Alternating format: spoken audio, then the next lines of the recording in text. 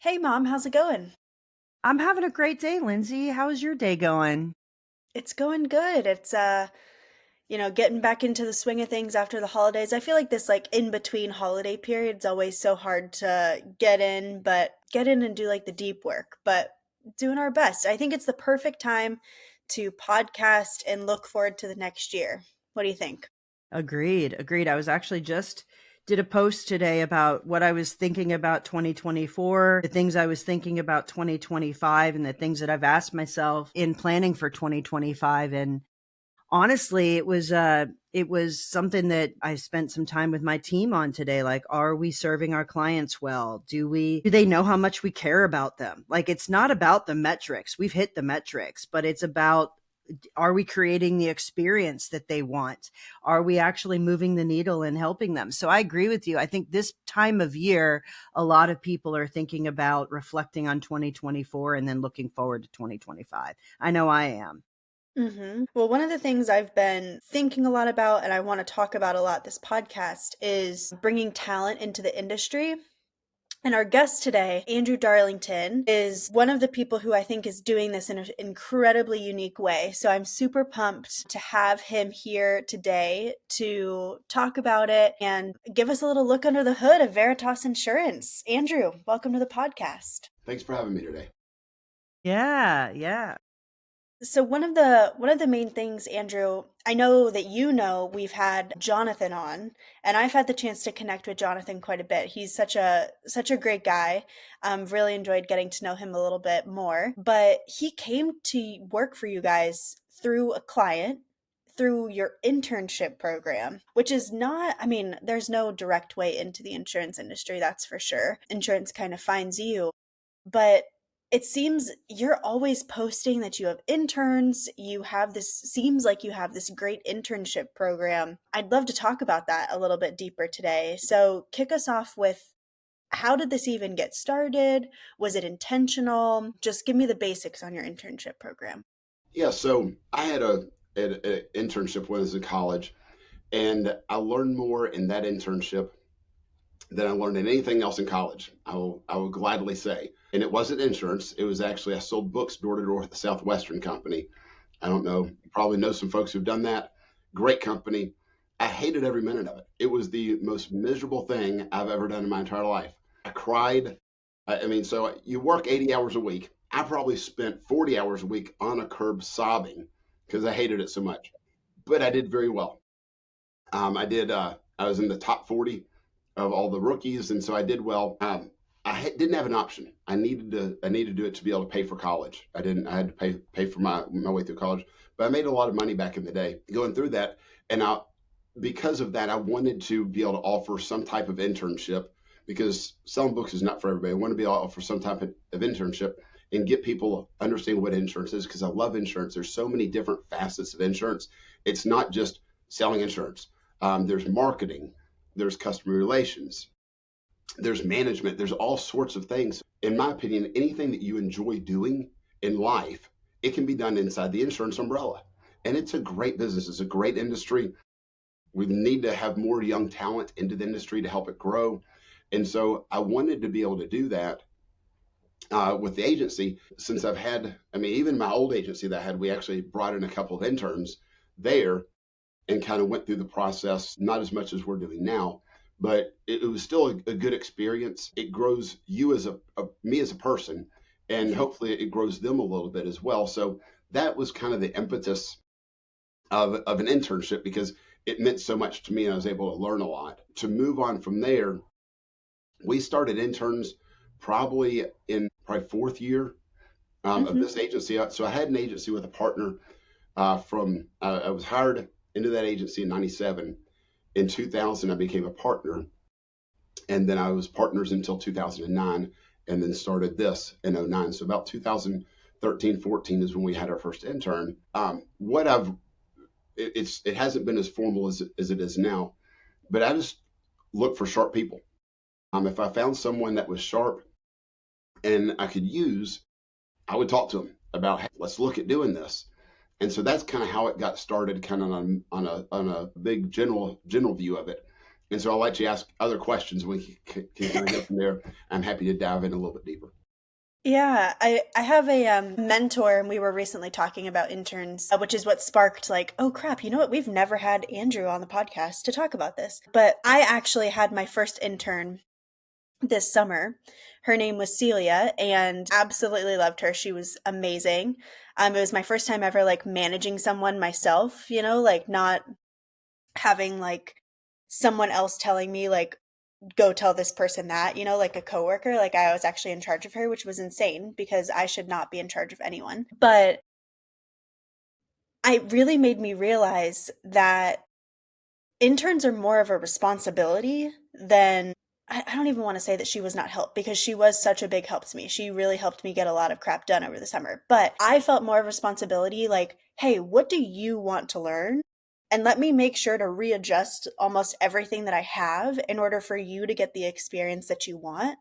And I think that's maybe a difference in between a good internship and a bad internship. Like maybe that's why you cried every single day when you were selling those books because you didn't have a what do you call someone who is like the manager? Well, I guess it's just a manager of an intern. But you didn't have a manager who was tailoring the experience to be exactly, what you were interested in, where you were looking to grow.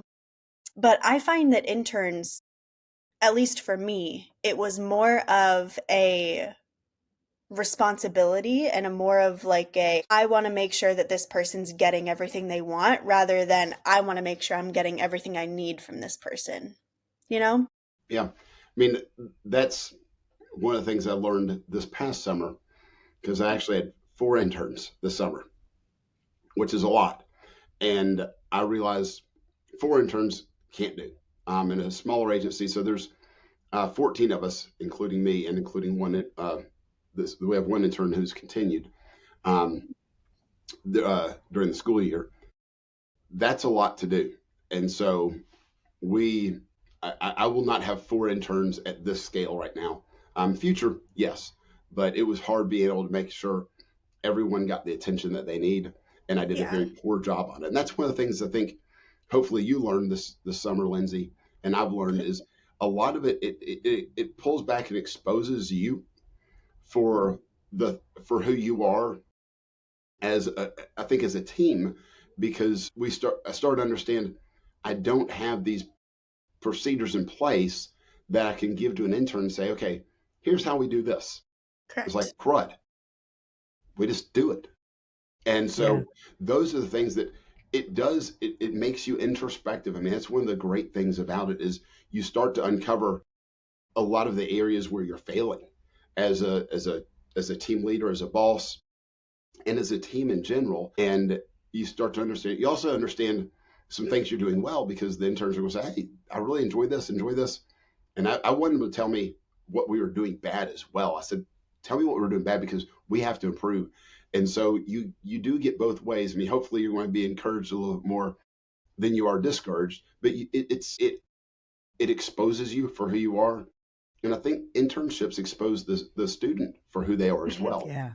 Yep. So, Can they work alone? Andrew, how did you decide? We all know that there's stumbling blocks or roadblocks to everything. And some people might think, well, I can't really use an intern because they're not licensed, they're not this, they're not that. They might be limited. I hear the same thing about using a virtual assistant also. So how did you decide inside your agency what was the best roles and jobs and responsibilities to give to an intern? So if someone's listening to that and thinking, I'd love to do that, but man, how do you discern which things to? You've done this for several years, so give them an idea of how you went through that process. A lot of what I've done in the past is I found something I needed to be done and hired the intern for that. So I didn't just bring in the intern. I said, okay, I need this done. And so I hired someone as an intern to do that. The first few of my internships were, I've got Salesforce and it is a great beast at Yes, it times. is. And so I actually hired some computer science majors that I said, hey, listen, I need some programming done with Salesforce. And I brought them in to do some creation. I told them what I needed. I had enough knowledge where I could look over them to make sure that what they were doing is correct. And so I hired one. He did a great job. He was able to figure out some stuff. And in that sense, what I did is Salesforce has a lot of training that you can say, hey, go to here, learn this, learn this, learn this. And so I was able to give them a path, but I gave them what was successful with that one was I need you to do this specific task, and here's what it's going to look like when it's done. Go for it. And Mhm. so he had the skills to be able to do that, and so that is what really helped with that one. I'll give a funny story on my second one that came in doing that. We were doing some integration with Salesforce, and I love Sly Broadcast. And so this was a long time ago when I first used it. And so we were trying to make an integration between Sly Broadcast and Salesforce. And I told him, I said, listen, I need this done. We need to figure it out. Call the guy.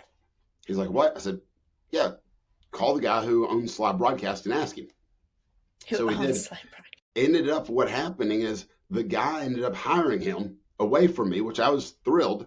So he got a job in programming with that dude, and he actually created the Sly Broadcast for Zapier. So the No Zap that's on way. Zapier, he actually created it while working with me.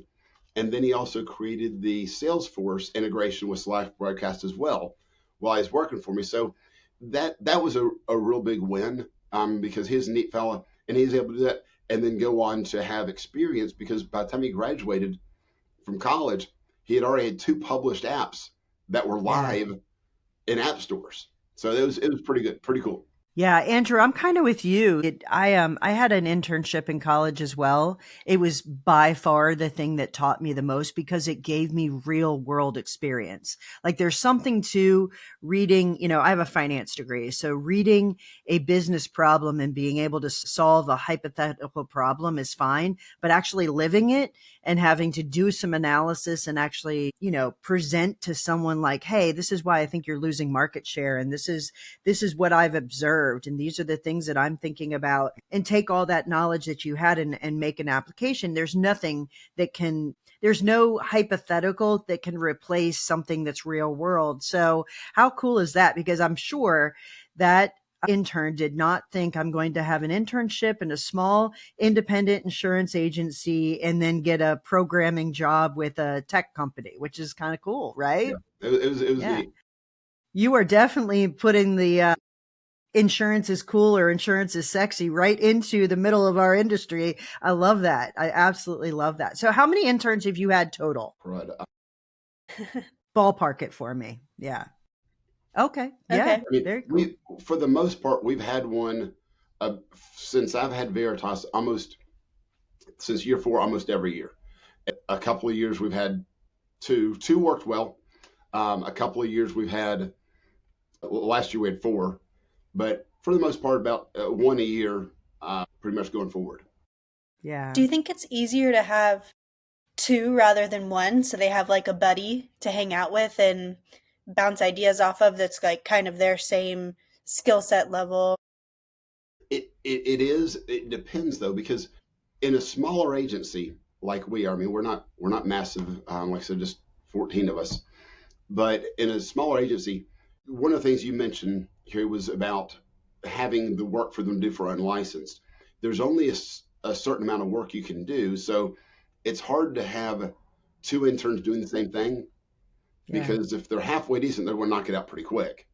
Right. And so you can't do that. So yes and no. Having young people in the office is nice. I mean, one of the best things, honestly, is Jonathan Lugo because he's young. He did the internship, so the interns really like talking to him, see what he did and that type of thing. And I mean, Jonathan is 1 in a billion. I love my kids. I think my kids are awesome. I think Jonathan's awesome. He's just, you don't find those people anymore. I mean, there will never be another Jonathan Lugo. I mean, the kid's Totally. smart. He's industrious. He's thinks outside the box, and he's just a great person to be around. And so having that type of caliber of person in your office really helps push those other ones because they see what he's doing and where he is, and it kind of inspires them. And if I can go off on a tangent, so my current intern, so we brought in him with one of our carriers, and they kind of had an internship program, ended up not being an internship program because I thought it was in it, and then I found out I wasn't in it, which was kind of odd. But anyway, but still brought the guy in, We got him licensed as he came in. And so the first 3 weeks we had him get licensed. He told me later, he said, don't do that. He said, bring them in. We're college students. We're used to studying. Bring us in, make us get licensed immediately. Don't do anything else. Just license, do the 40 hours, get it done. In Tennessee, it's 40 hours, and get licensed, and then move on. Don't try to throw other stuff in there. We don't need it. We can concentrate. We can get it done. So if you've got someone that's, hopefully you're going to hire smartness. I recommend hiring smart people, not dumb people, for both working with you and interns. But that's one thing we learned this time is we're not going to spread out the licensing if they're going to get licensed, because not all of our interns have been licensed. Right. I was about to ask that. But anyway, so as we started going through some stuff, we started talking, and this kid loves guns, all about guns, shoots guns all the time. And so Jonathan has his niche with the real estate E&O, and he's now, I'd say, one of the top 2 people in America that knows real estate E&O. He knows it like the back of his hand. It's awesome. So this young man, Evan, was like, that's cool. I like that. And I was like, well, let's look for a niche for you. And so it didn't take long that guns are his niche. And so he's been working with Jonathan, and he's creating his niche. 2 AFBI, so Second Amendment Firearms Business Insurance. And so he's gotten a logo. He's talked to some folks, got a logo. We're doing websites. He's creating blogs right now that we're storing for later to start going out. And with him, what we did is he got licensed. So he's been working in commercial lines, helping us with renewals and those types of things to kind of get his feet wet. So he understands insurance in general, but kind of on your own time, not my time, but you start learning, because if you're going to be good in insurance, it's not 40 hours a week. You're going to be doing stuff on your own time. You've got to. It's just, there's not enough time in the day to be able to do your work and then other stuff. So he's been doing that. And it's neat because he has a stack of blogs ready to go out. He has his logo. He's been posting on Facebook and LinkedIn just to have got an internship. What do you think about this?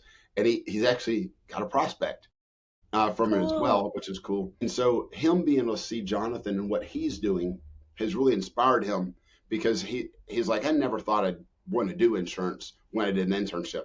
It's pretty good money. It was local. I thought I'd do it because he's an accounting major. And now he's like, I didn't realize I could do guns. It's what I love. And so he's like, this is awesome. And so it's neat because kids don't understand, and I don't think most adults even understand, there's so many options in insurance. And if there's something that you're passionate about and love, you can make a good living doing it. Yeah. It's play all you do every day is play. He's like, it's awesome. I get to pick up the phone and talk to people who sell guns for a living, and we just talk about guns. It's great. Yeah. I mean, how awesome would that be? So I have a niece who lives in Texas, and she's, actually Lindsay and her were very, very close because they both rode horses. They were both jumpers. And, I talked to her, she's getting her finance degree or her business degree. And I'm like, have you thought about insurance? Imagine talking to other farms and people in that world every single day. You just need to know how to help protect them. And so I hope I can get her thinking that way, because I think it's an unbelievable, one of the hardest jobs in the world is to be a trainer and be successful in it and actually earn enough money to actually, do the hobby that you love, which is super expensive. But if you sell insurance or you get involved in the business side of that world, you can be far more successful. And it's so funny. Nobody thinks of insurance. It's almost like this sleeper in the room, but it is the answer to a lot of people to be able to do what you're passionate about. I certainly never in a million years thought that insurance would be the place that I would use my finance degree, but I get to meet all kinds of entrepreneurs that know more about different parts of the world than I've ever imagined. And they're fascinating, absolutely fascinating and innovative entrepreneurs. So I don't need a tech startup in order to do this. I'm able to do it right here with people that care about their community. So Andrew, you said for a second about a carrier internship, and I just want to pull on that thread a little bit because I came from an association and we had what I thought was the Mac Daddy of internship programs. So, the young person would actually go to the carrier for a couple of weeks. They would go to the association for a couple of weeks. We would put them in an agency for a couple of weeks. And the whole idea was they would get a feel for the industry and hopefully go to agents. Well, what ended up happening is college students, when they get to the carrier, they ended up going to the carrier because there was more money at the carrier. And I don't think there was a long enough time. Is your carrier at all involved in your internship program? And if so, how did you involve? So the answer is because I didn't get in it, there was not a lot of involvement. They did. So what they did is they did have all the interns that were supposed to be nationwide. They would have Zoom calls with them, and then they have some trainings periodically on personal lines, commercial lines, that type of thing. And so they did a little bit there, but it wasn't anything robust like that. Because, I mean, what you got to realize, and I had grandiose visions, is if you got a summer internship, you have a max of 12 weeks. That's it. Then you have their vacation time. Their family wants to go somewhere, so you're usually out at least 1 week on that. You got 4th of July. You might have some other holidays in there. So you got to squeeze everything into 12 weeks. You don't know anything in 12 weeks.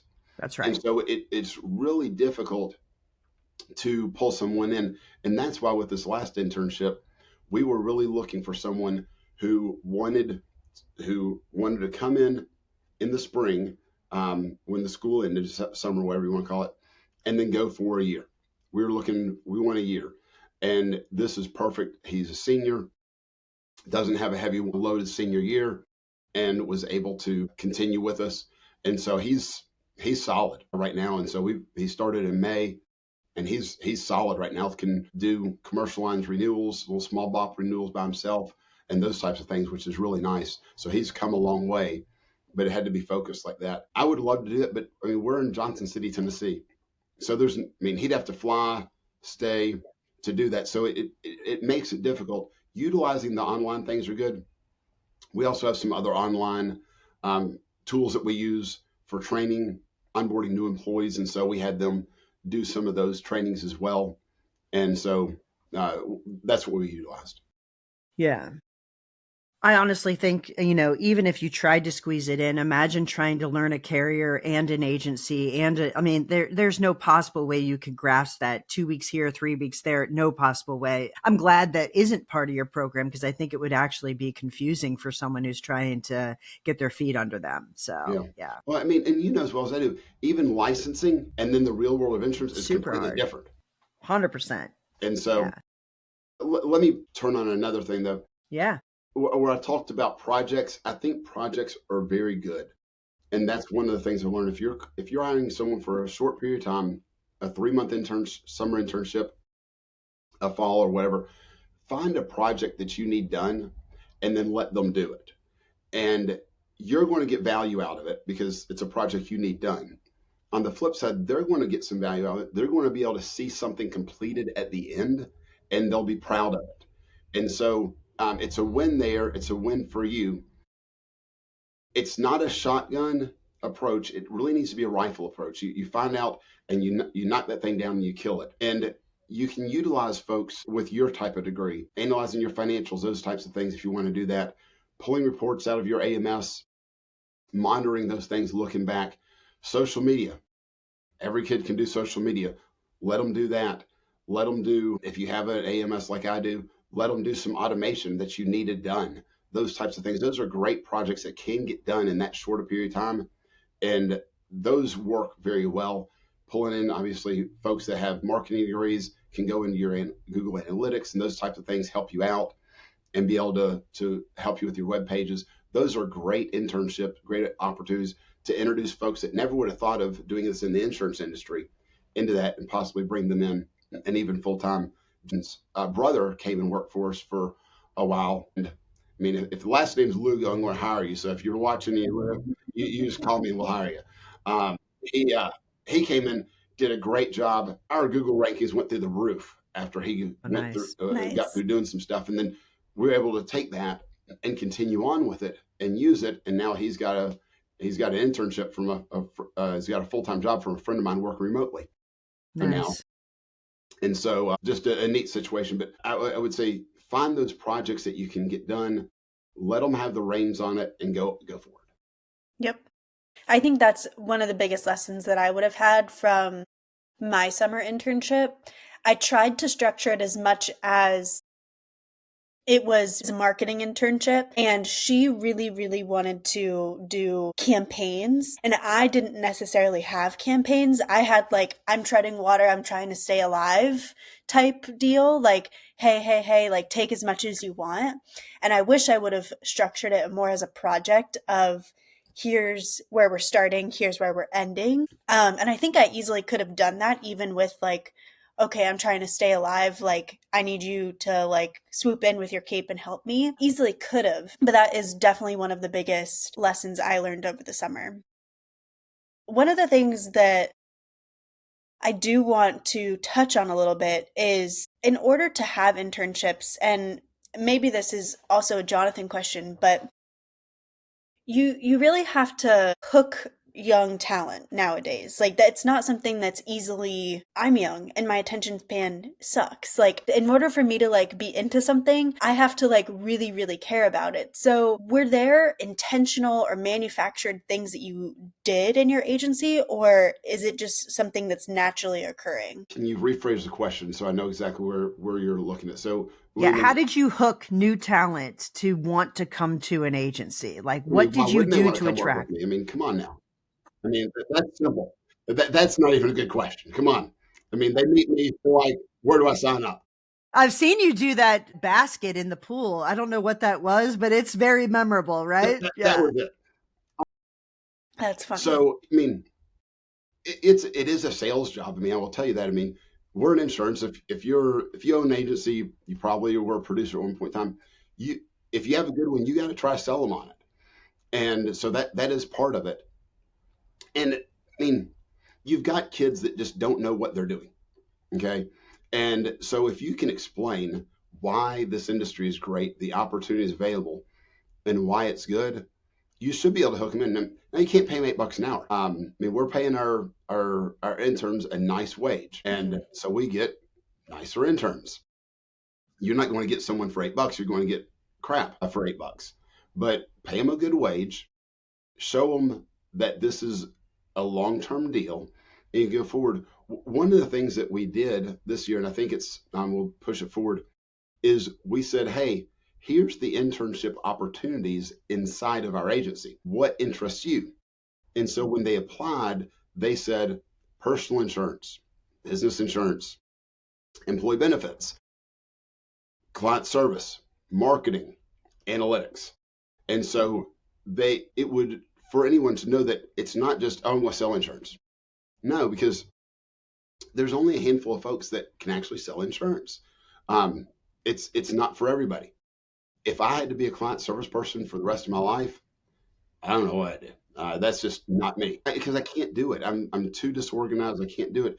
Everybody has their own skill set, but like I said at the beginning, I really think that insurance, the great thing about it, and even an agency, not even going to a carrier level, is that there is a place for everyone in an agency because it's a business. You need all those different positions in a business if you're going to grow and you're going to scale. And so give those opportunities for them. And if you can show them something that piques their interest, then that is one of the hooks that's going to bring them in. And so I think that was it is, hey, what do you want to do? And most internships are not what do you want to do? It's you're going to do this. And to show that you're a human, you're an adult, we are going to treat you like an adult, and we're going to give you a project to do. And so I think that's one of the hooks that does bring in. I mean, other than me, but it's it, that's what you've got to do. I would say the other thing is treat it like any other interview and call the references and those types of things. I actually had someone that I didn't hire because I checked a reference and he had lied in an interview.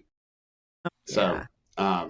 yeah, I was like, well, I know that guy. I'm gonna call him. Yeah. So I would say definitely do those as well. But I think that's the hook. Give them opportunity. People want to be autonomous. They want to be able to do something they enjoy. Give them those opportunities. And that's a huge learning curve for that intern that even that didn't get hired. Like, listen, we're not just going to take everything at face value. This is the real world. This is not, your first job. This is what it's going to be like when you're out there on your own. So you need to be held to the same standard as anyone else. So I love that, Andrew. I think that if you were really reflecting back on your agency and the impact that internships have made on your agency, knowing that you've got your superstar from that, I'm sure other agents would be thinking to themselves, like, why am I not doing this? Why in the world am I not leveraging new talent to come into my agency and think in a fresh and new way? So I think that if anyone's listening to this, you've at least given them some things to think about and some ways to think about their own agency and how they could innovate. It's not always get the new technology or do whatever. Sometimes it's leverage people that are hungry for jobs and hungry for mentorship. And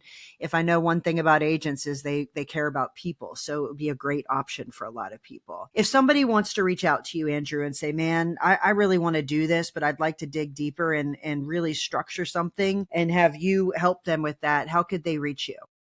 We're on about every social media and websites, veritasrm.com. And you can hit the chat button eventually to get to us, through the magic of the interweb, and can reach out. One thing we did as well is I did a webpage just for internships with information on it. And I think that helped because we did see some uptick on that where people were looking at that website once we'd sent that out. I mean, the easy things, work with your local college, your, what do you call it, the departments where they like community college or placement area or placement folks. So I went to all the colleges around and talked to all those folks, and I had a conversation with them. I didn't just send them an email, had a conversation, because they get a bunch of those. But then when you talk to them and you can explain what you're doing, they're like, and then they start to actually find folks for you rather than just, oh, there's an internship. And so I would really, really recommend that. And then I did a video on my website about why I think insurance is great.